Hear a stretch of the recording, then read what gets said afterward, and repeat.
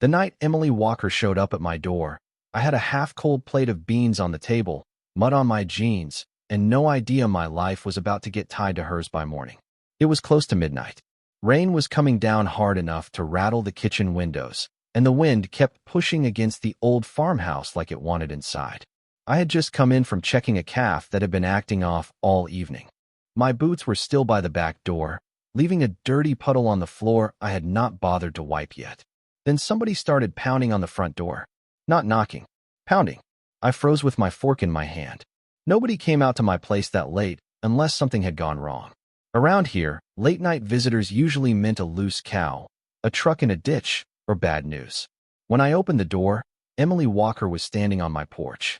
For a second, I almost did not recognize her. Her hair was soaked flat against her cheeks, her jacket was dripping rainwater onto the boards, and both hands were wrapped around a brown folder like it was the only thing keeping her upright. "Jake," she said, and her voice cracked on my name. I looked past her into the dark. "You drive here?" She shook her head. I walked from the road. Grant took my keys.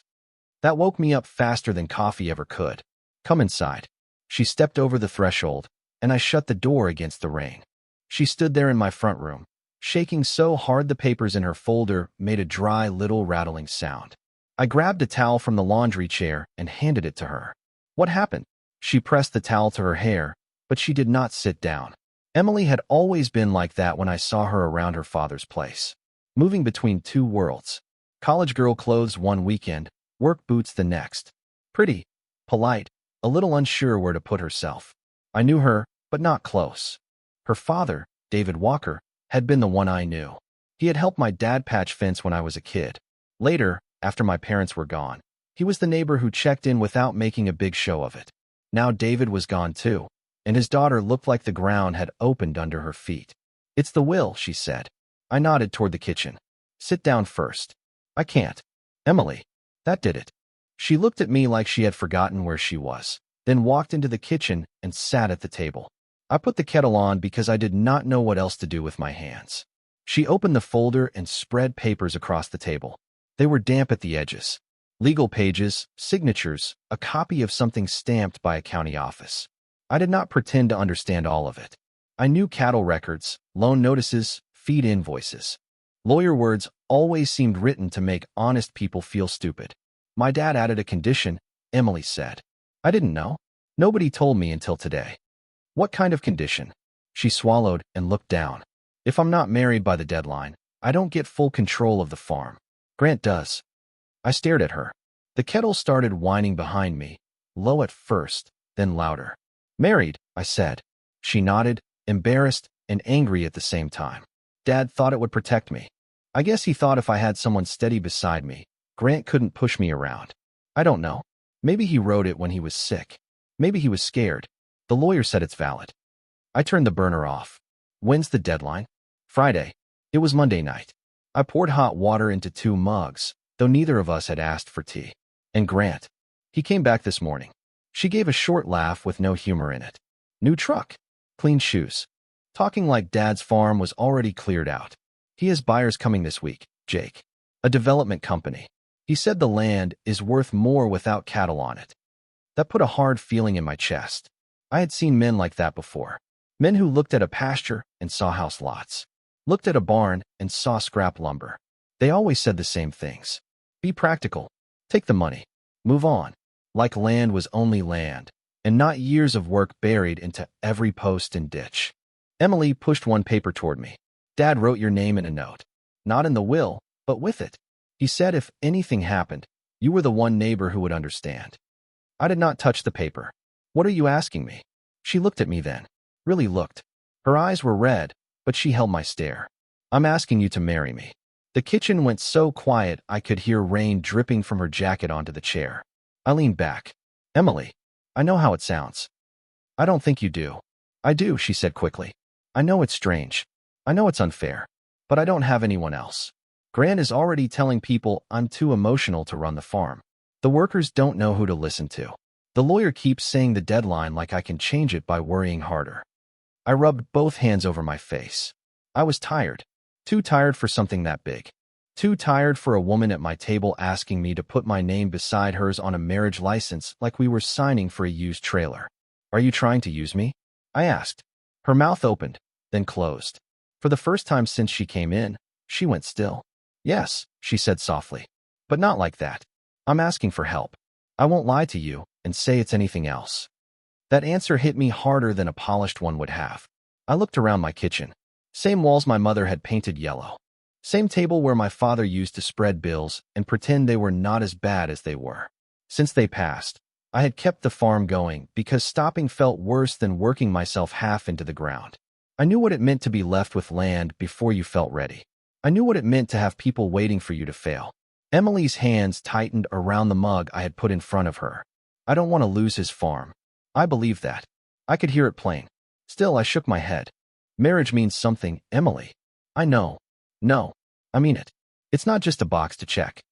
I know, she said again, and this time her voice was smaller. But losing the farm means something too. That was the problem. She was right. I stood and walked to the back door. Through the glass, I could see nothing but rain and the weak reflection of my own kitchen. My place in Walkerland shared a fence line that had been there longer than either of us. Her father had run good cattle. Paid late sometimes, same as everybody, but he kept things decent. If Grant sold it, that fence line would turn into survey flags and machines. I turned back. If I say yes, there's one rule. Emily sat up straight. No lies between us, I said. Not in this house. Not at this table. To the outside, we do what has to be done. But between you and me, we stay clean. You don't pretend this is love, and I don't pretend I'm some kind of hero. We both know what it is. She nodded fast, then slower, like she wanted me to know she understood. Okay. And if this gets ugly, you don't hide things from me. I won't. I looked at her wet hair, the folder, the scared way she tried not to look scared. All right, I said. We'll go to the courthouse in the morning. Her face changed, but not into relief exactly. More like the weight shifted, and she almost fell under the new shape of it. Thank you, she whispered. I nodded once because I did not trust myself to say much. The next morning, we drove into town in my old pickup with the heater blowing too hot, and neither one of us talking. Emily wore a blue dress under a brown coat, like she had tried to make the day look normal and failed. I wore my cleanest shirt, which still had one stubborn grease mark near the cuff. At the courthouse, the clerk looked from Emily to me and then back again, curious but polite. We signed where she told us to sign. A judge with tired eyes said the words. Emily's hand was cold when I held it. Mine probably felt rough and awkward. There were no flowers, no family, no music, just rainwater drying on my truck outside, and two people standing under fluorescent lights, making a promise neither of them had expected to make. When it was done, Emily looked at the paper like it might disappear. I looked at her and said, "Now we keep your farm standing." She nodded, but her eyes were on me, not the paper. And that was the first moment I understood this was not going to stay simple. Emily moved into my farmhouse that afternoon with 2 bags, 1 raincoat, and a cardboard box full of papers she did not trust Grant to leave alone. I gave her the spare room at the end of the hall. It had my mother's old quilt folded on the bed and a dresser that stuck if you pulled the top drawer too hard. Emily stood in the doorway with her bags still in her hands, looking like she was waiting for me to say something normal. I had nothing normal. Bathrooms across the hall, I said. Closet door squeaks. I'll oil it later. She nodded. Thank you. You don't have to thank me every time I point at furniture. That almost made her smile, but not quite. The first few days felt like we were both walking around a skittish horse. We drank coffee at the same table, but neither of us knew where to look. She kept asking if she could use things in the kitchen, like the mugs, or the stove, or the salt. I kept telling her she lived there now, then feeling strange every time I said it. At night, she went to the spare room and shut the door softly. I went to mine and lay awake longer than usual, listening to the old house make its small noises. Pipes ticking, wind in the eaves. Once, I heard her step into the hallway, pause near the kitchen, then go back again. I did not ask. By Wednesday, the whole county knew. That was how small towns worked. You could buy fence staples at 8 in the morning, and by noon somebody's aunt would know what brand you picked. At the feed store, Marlene behind the counter looked at Emily's ring, then at me. She did not say anything rude. She just raised one eyebrow. Well, she said, that happened quick. Emily went red. I set a bag of mineral blocks on the counter. Need 2 more of those. Marlene looked at me like that was not the answer she wanted, but she rang them up anyway. Congratulations, I suppose. Thank you, Emily said quietly. Outside, while I loaded the truck, Emily stood beside the passenger door with her arms folded. Everybody thinks I'm ridiculous. No, I said. Everybody's curious. Different thing. It feels the same. It isn't. She looked across the parking lot toward a couple of men who had stopped talking when we walked out. Do you regret it yet? I threw the last bag into the bed of the truck. It's been 2 days. That's not an answer. No, I said. I don't regret it. She nodded, but she did not look fully convinced. Grant came by the Walker farm the next morning. I saw his truck before I saw him. New black pickup, polished like it had never hauled anything heavier than golf clubs. He was standing near the main barn in a dark coat and clean boots, talking to 2 of the hired men like he owned their ears already. Emily stiffened beside me. Keep walking, I said. She did, but I could see her fingers tightening around the clipboard she carried. Grant turned when we came up. He had the kind of smile men use when they want everyone else to know they are not worried. Well, he said, here they are, the happy couple. Emily lifted her chin. Why are you here?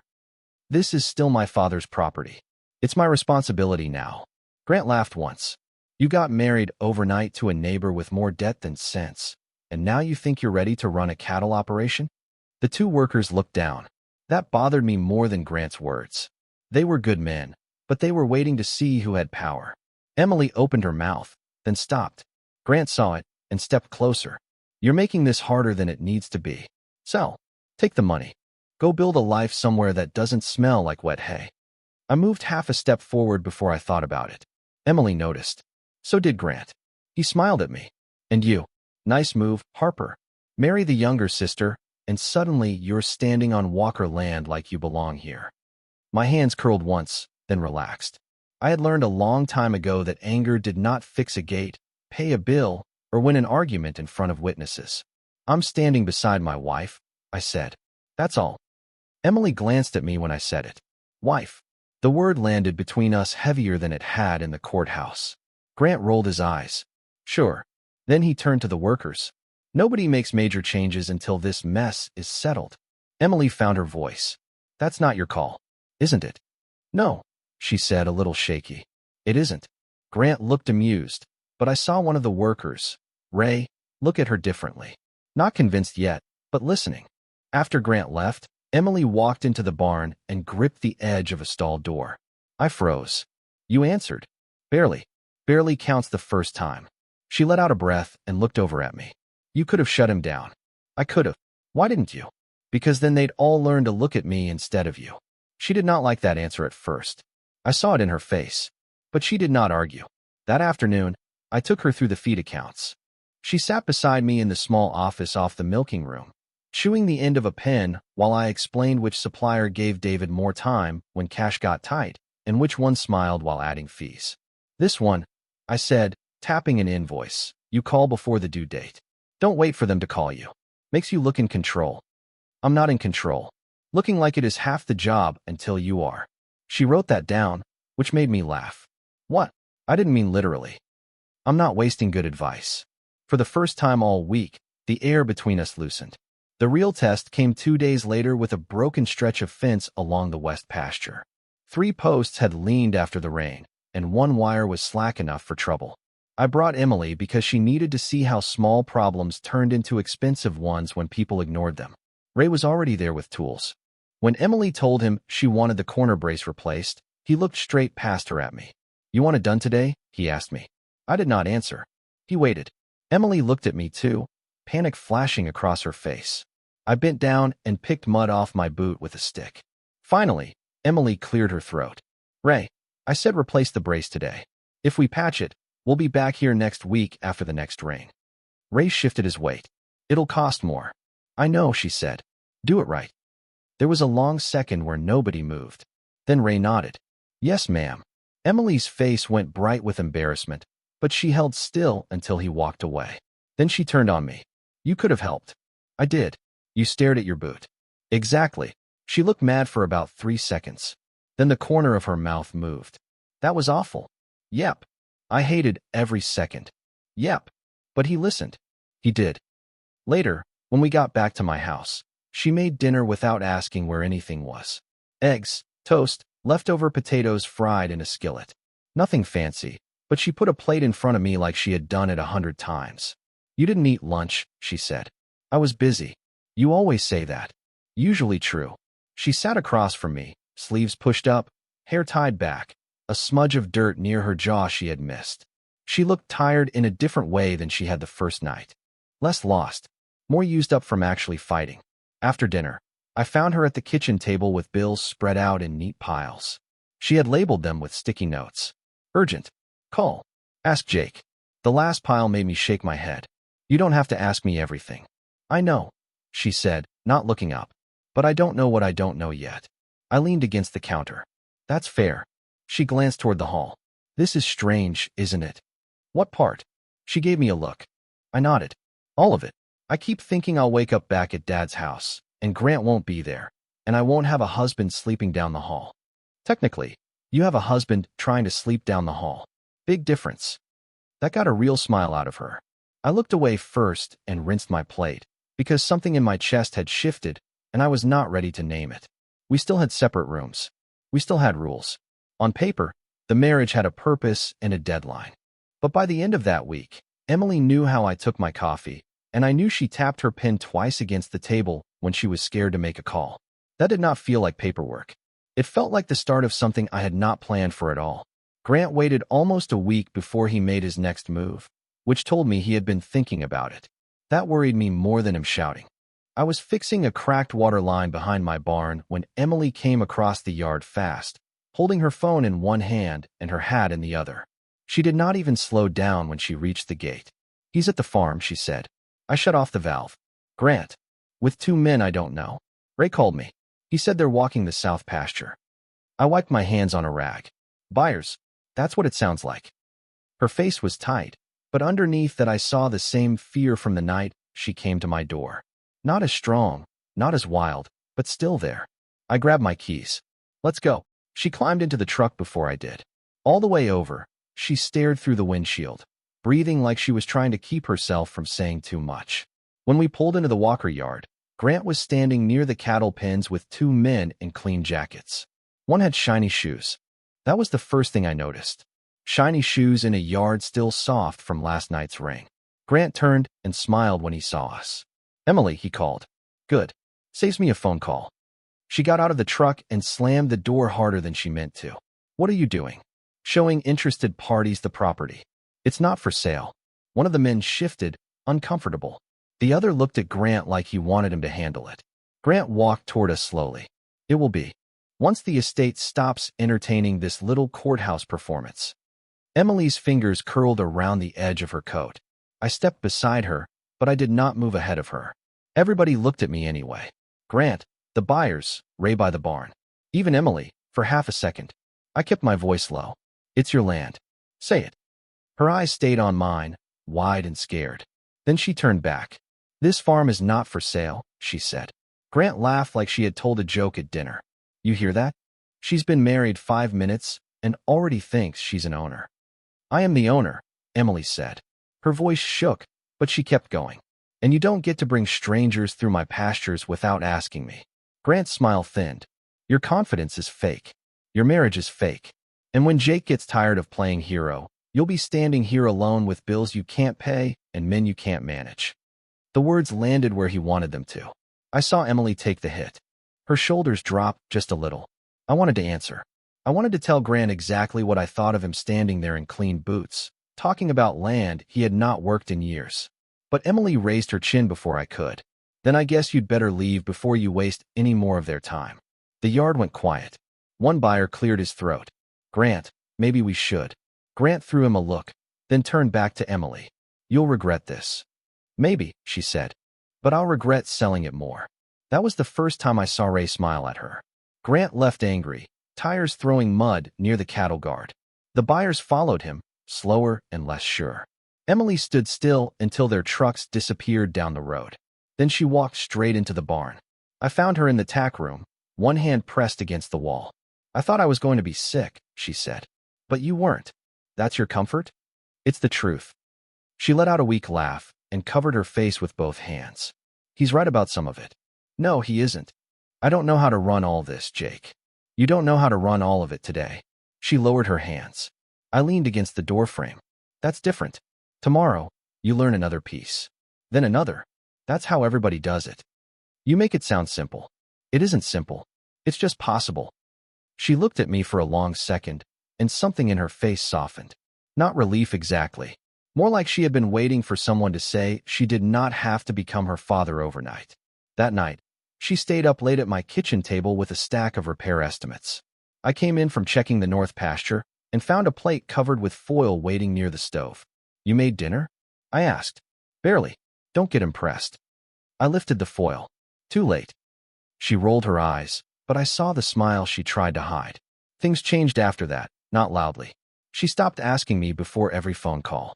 She started calling suppliers herself. She messed up once and agreed to a delivery date that did not work, then called back and fixed it without telling me until later. She got sunburned across the nose. She tore the sleeve of her jacket on a nail and kept working. One morning, Ray asked her a question before he asked me. She acted calm about it, but in the truck afterward she whispered, "Did you hear that?" I heard. He asked me. He did. She looked out the window, smiling at the fields like she was trying not to make too much of it. Then the gate got left open. It happened on a windy evening, the kind where everything rattled and no sound seemed to come from the right direction. A latch on the lower road pasture had been damaged. Maybe it was an accident. Maybe someone had been careless. I did not know, and I did not say what I suspected because suspicion did not get cattle out of the road. Ray called first. Emily and I were loading feed buckets at my place when her phone rang. She answered, listened, and went pale. Cattle are out by Miller Road. I was already moving. By the time we got there, half a dozen head had pushed through the opening and scattered along the ditch. One was too close to the road, and a delivery van had stopped with its hazards blinking. Rain had started again, cold and mean. Emily jumped out before I told her what to do. Stay wide, I called. Don't run straight at them. I know. She snapped, then slipped in the mud and caught herself on one hand. She got up covered to the wrist, angry enough to keep going. For the next 2 hours, we worked with Ray and 2 neighbors to push the cattle back through the gate. Emily was everywhere at once, muddy, soaked, hair stuck to her neck, yelling when she had to and listening when she needed to. Once, a steer turned hard toward her, and my heart kicked against my ribs, but she held her ground just long enough for me to swing around and move him back. When the last animal was inside and the temporary chain was set, Emily bent over with both hands on her knees. You all right? I asked. No, she said, breathing hard. But they're in. Ray came over, rain dripping off his hat. You did good, Emily. She straightened like those 4 words weighed more than any speech Grant had ever made. On the drive home, she was quiet. Mud covered her jeans. Her hands were scratched. She looked exhausted, but not defeated. Back at the farmhouse, I put clean towels by the bathroom and made coffee even though it was too late for it. She came into the kitchen wearing one of my old sweatshirts because her clothes were ruined, sleeves falling over her hands. I look ridiculous, she said. You look like you worked. She sat at the table. Do you still see me like that first night? I looked at her. The scared woman with the wet folder was still part of her, sure. But now there was more. The woman who stood up to Grant. The woman who got back up in the mud. The woman who stayed when quitting would have been easier. No, I said. I don't. Her eyes held mine. The old house was quiet around us. No rain pounding now, just dripping from the roof. She stood first. I did too. Neither of us said anything smart or careful. When she stepped closer, I did not move away. What happened between us that night did not feel like part of the arrangement. It did not feel like a story we were putting on for Grant or the town or some lawyer reading papers in an office. It was quiet, honest, and ours. In the morning, she was still there beside me, her hand resting against my chest like it belonged there. For the first time since I had signed that paper, I was afraid of what would happen when the farm was safe. Because by then, I knew it was not just the farm I wanted to keep. The final meeting happened on a Thursday morning, and Grant arrived like a man who had already practiced his winning face in the mirror. I saw him through the office window before he came inside. Dark coat, pressed pants, polished shoes again. He parked beside my truck and looked at it with the same expression he used for bad weather, old barns, and people who worked with their hands. Emily stood beside me in the hall, holding a folder twice as thick as the one she had carried to my house that first night. You ready? I asked. No, she said. I looked at her. She took a breath and straightened her shoulders. But I'm walking in anyway. That was enough. The estate lawyer's office sat above the bank, with narrow stairs and old carpet that smelled like dust.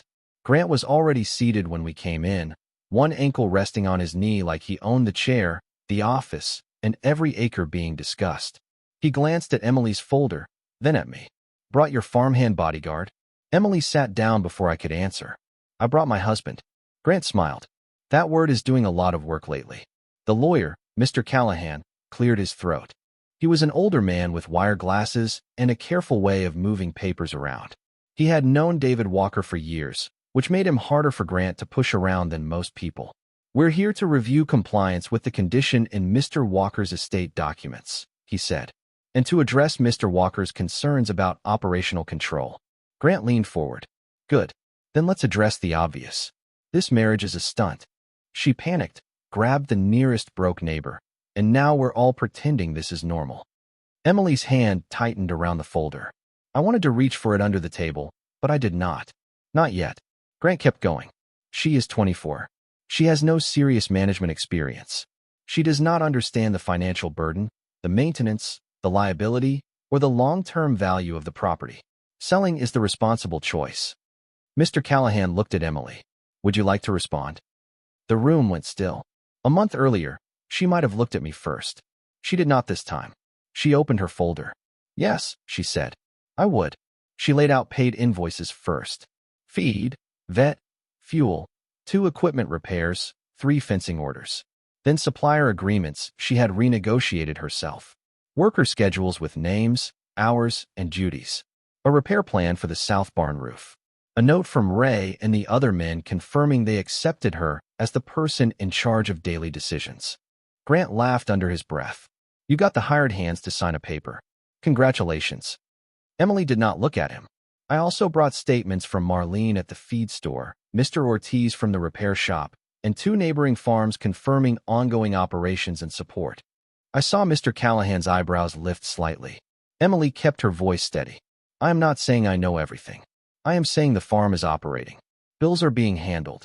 Repairs are scheduled. The cattle are accounted for. The workers know who makes decisions. And the property is not for sale. Grant's face changed. Just a little. The confidence stayed, but it tightened around the edges. You rehearsed that well, he said. Emily finally turned to him. Don't interrupt me again. The words were not loud. That made them better. Grant blinked once. I looked down at the table because I nearly smiled, and it was not the time. Mr. Callahan reviewed the papers slowly. Grant grew more irritated with every page. He shifted in his chair, checked his watch, then stopped pretending to be patient. This is insane, he said. Dad never meant for her to trap the land in some fantasy. He knew she needed guidance. That's why he wrote the condition. No, Emily said. He knew you'd sell the second you could. Grant pointed at me. And what about him? You think he's here out of kindness? Jake Harper has been one bad season away from losing his own place for years. You expect me to believe he married you out of loyalty? I felt Emily look at me then. So did the lawyer. I sat forward. I don't need Emily's farm. I've already got one I can barely keep standing. Grant smirked. That's my point. No, I said. Your point is that everything has a price. Mine doesn't. The room went quiet. I looked at Mr. Callahan, then at Emily. I married her because David Walker was right about one thing. She needed someone beside her while she learned how to stand here without everybody pushing her over. Emily's eyes softened, but I kept going because Grant needed to hear the rest. But she's standing now. You can dress it up however you want, Grant. Responsible choice, land value, future planning. You don't want the farm because it's a burden to you. She wants it because it was home before it was worth money. Grant's jaw worked, but no words came out right away. Mr. Callahan stacked the papers neatly and removed his glasses. The marriage license satisfies the stated condition, he said. And based on the provided records, Mrs. Harper has demonstrated active operational control. The estate will proceed with Emily Harper retaining control of the Walker farm. For a second, nobody moved. Emily closed her eyes. Just once. Then she opened them and nodded like she was accepting work, not a prize. Grant stood so fast his chair scraped the floor. You'll regret this. Both of you. Emily looked up at him. Maybe, but it'll be my regret. He stared at her, waiting for her to shrink. She did not. Then he grabbed his coat and walked out. Through the window, I watched him cross the lot, his clean shoes stepping around puddles like the ground itself offended him. He got in his truck and left without looking back. Emily did not chase him. She did not cry. She just sat there with her hands flat on the folder, breathing slowly. Outside, the air felt different. Cold, but open. We walked down the stairs and out beside the trucks. The town was moving around us like nothing had happened. A delivery man carried boxes into the pharmacy. A woman crossed the street with a paper bag of groceries. Somewhere down the block, a dog barked. Emily stood by my passenger door and looked at the ring on her hand. The farm's safe, she said. Looks that way.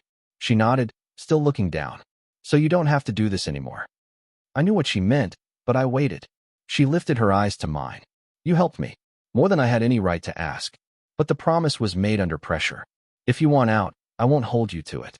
For a moment, all I heard was traffic on the wet street and the low hum of the bank sign above us. A month ago, I would have known what to say. I would have said we made a deal, and the deal was done. I would have gone back to my house, my quiet kitchen, my cold dinners, my fences, my bills, my life exactly as it had been. But I thought about Emily at my table with sticky notes all over the bills. Emily in my old sweatshirt after the cattle got loose. Emily telling Grant not to interrupt her. Emily learning the weight of the land and choosing to carry it anyway. I didn't stay because of the paper, I said. Her mouth parted slightly. And I'm not leaving because the paper did its job. She looked at me like she wanted to believe it, but was afraid to grab too fast. So I made it plain. I thought I was helping you save your home, I said. I didn't realize I was finding mine. Her eyes filled, but she smiled at the same time. Then she reached for my hand. We drove back without saying much. We did not need to. When we reached the fence line between my place and hers, the evening sun had broken through the clouds, laying gold across the wet pasture. The two farms sat side by side, worn and imperfect, and still standing. Emily stepped up beside me, not behind me. Her hand stayed in mine. And for the first time in years, when I looked across that land, I did not feel alone.